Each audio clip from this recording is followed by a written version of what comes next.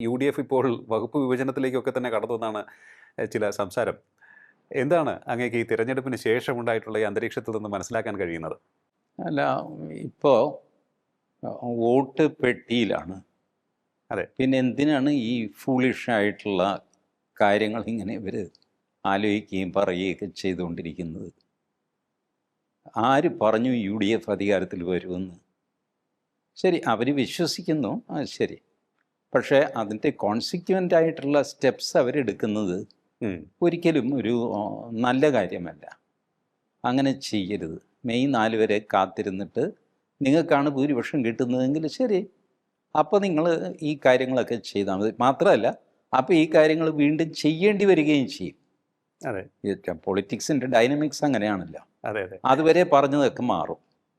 ഇപ്പം ഞാൻ പറയട്ടെ, UDF എല്ലാവരും കൂടി ചേർന്ന് ഒരു മുഖ്യമന്ത്രി സ്ഥാനാർത്ഥി അങ്ങ് തീരുമാനിക്കുന്നു.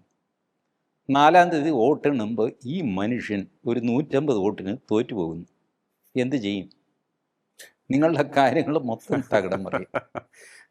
എന്നുവെച്ചാൽ ഇന്ത്യൻ വോട്ടർ ഉണ്ടല്ലോ, ലോകത്തിൽ ഇത്രയധികം അൺപ്രഡിക്റ്റബിൾ ആയിട്ടുള്ള ഒരു ജനത നിങ്ങൾക്ക് വേറെ കാണാൻ സാധ്യമല്ല.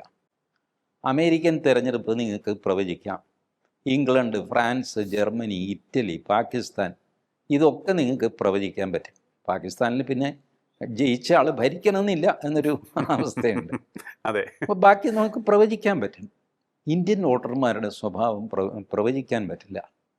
പരമയോഗ്യന്മാരെ ചുമ്മാ അങ്ങ് തോൽപ്പിക്കും.